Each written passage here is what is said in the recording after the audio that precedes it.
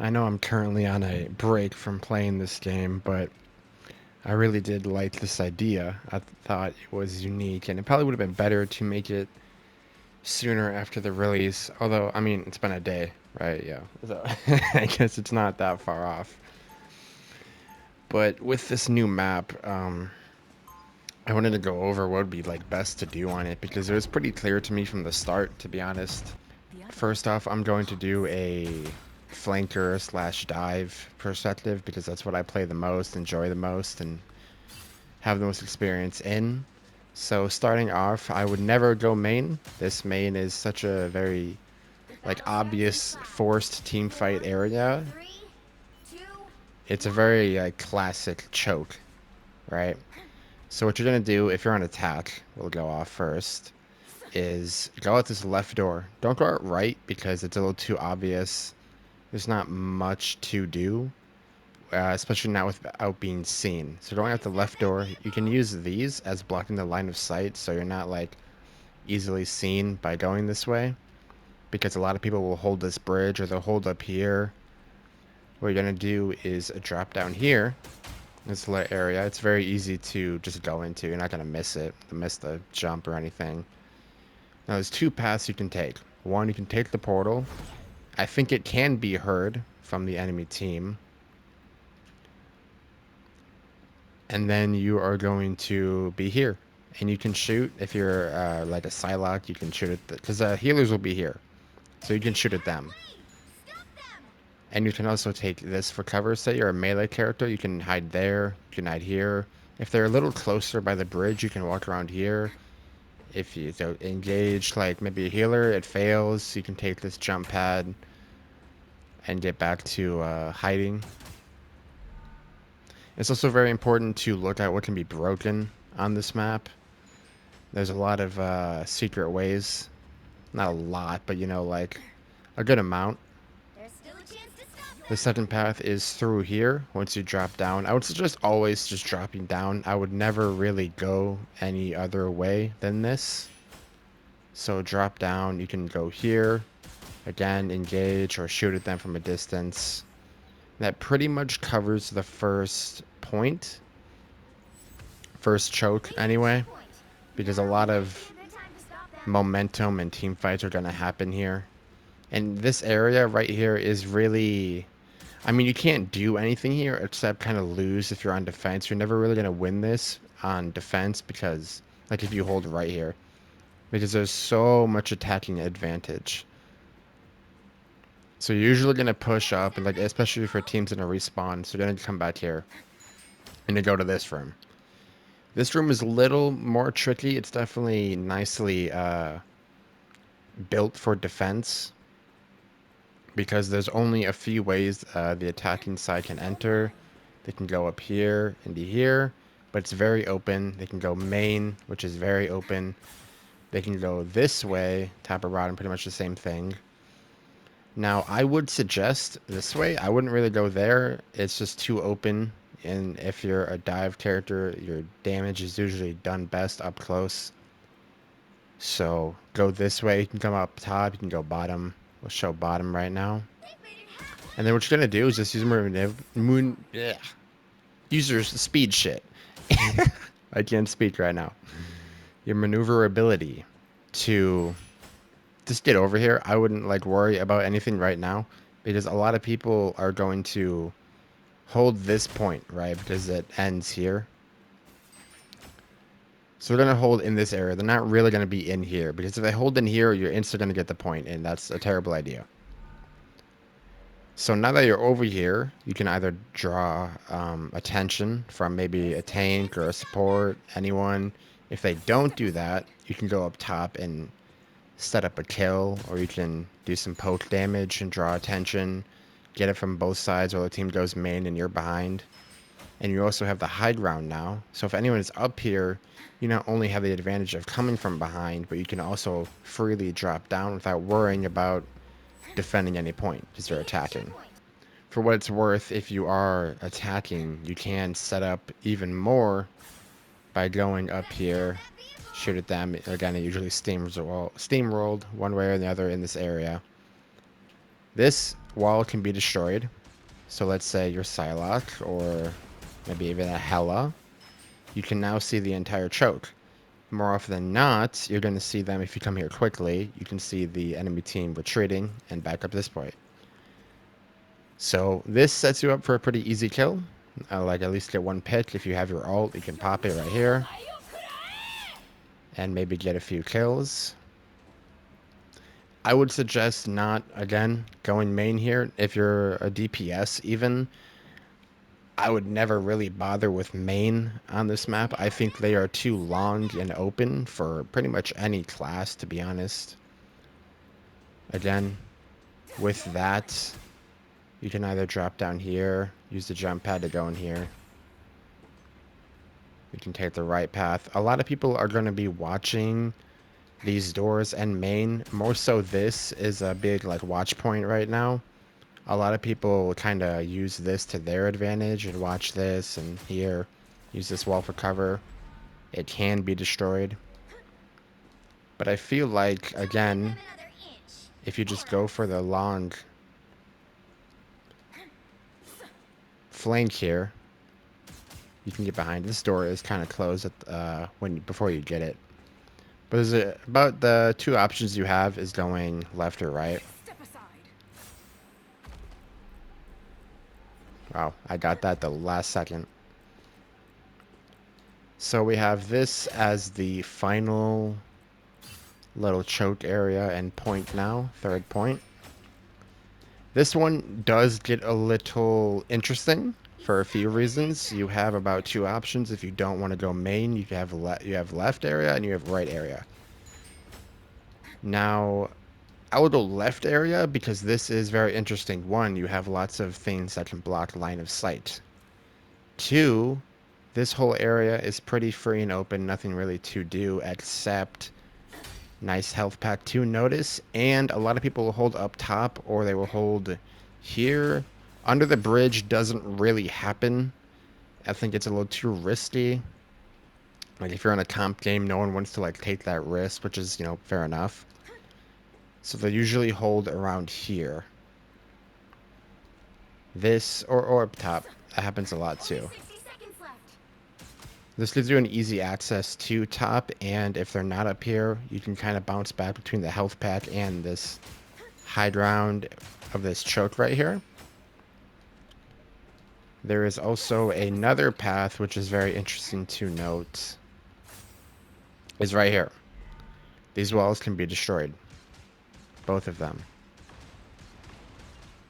So, this little left area here is very interesting because it gives you this teleporter. Let's say you had your ult. Take this teleporter, it takes you right here where a lot of people are destined to be. You can probably get one or two kills.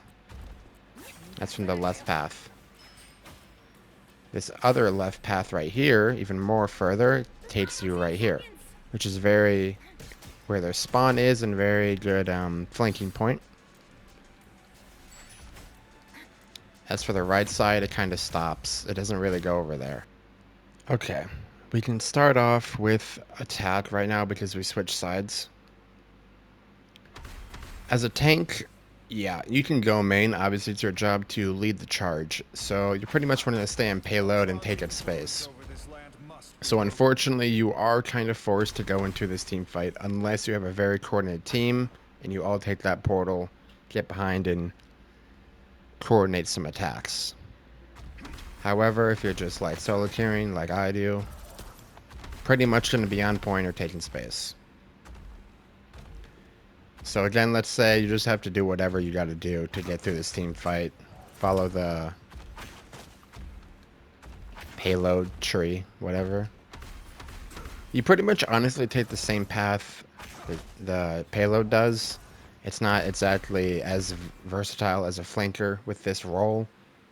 You usually just kind of go in a straight line. So it gets a little different. But again, on attack, you just keep going forward, do your tank thing. On the third point, it does get a little interesting. Same with the DPS, as I said before. You can take high ground if you want. You don't have to go main. It's the third point, so unless you're really close on time, you don't really have to be on the point 24/7. You can kind of go up here, hold up here, maybe set up a Punisher turret. Or you can go through one of these walls. Yeah. Just a little quick follow-up. You cannot go to that other room through this place. This only leads down here or up there. Now onto defense. What we can do is you can either hold here, hold this bridge, and this little flank area, and that little flank area. You'll see that a few times. You'll mostly see people holding here under the bridge, around, dealing with flankers wherever, and just kind of bouncing around this corner.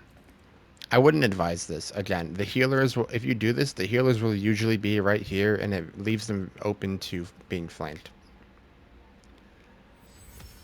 However, you don't have a whole lot of choices, but I would say just go here, have the healers be here, and they can drop down if needed, and you can drop down from the bridge,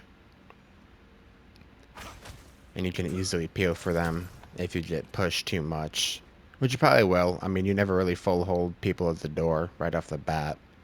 But I feel like it's still a little better with how quickly a flanker can bit behind with that portal. So, onto this room. A little more straightforward as well. You just want to watch the high ground. The high ground here is very important. You can't really stay up here because all they need to do is get right here. You kind of need to hold right here. You can kind of use this tree. It cannot be destroyed. There's a health pack right here you can rotate. Kind of just stay around these walls. Rotate this tree if your shield breaks, if you take too much damage. Despite all the things I said on attack to do as a flanker, you can see them before they really do anything. You can see them go this way quite easily. You can see them go this way quite easily. You'll have people here as well. The point is also right here. So you only really know, you can easily hold in front of it, is my point. A little basic as well. I mean, this is pretty much going to be a very big brawl area.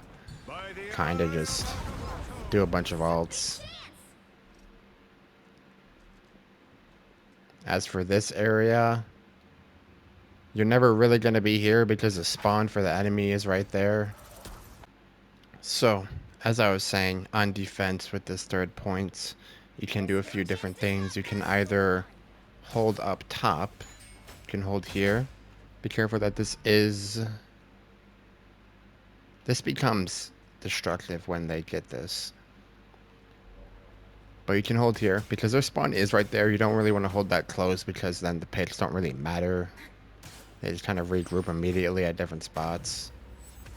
Yeah, now it's destructive. Eventually, they will probably put you off this high ground, though. I doubt you'll really hold it for long unless you get lucky with like a bad team, I guess, because there's definitely different ways to counter up here. So, you're going to get pushed to this area pretty much every time if they are making their way to the third point.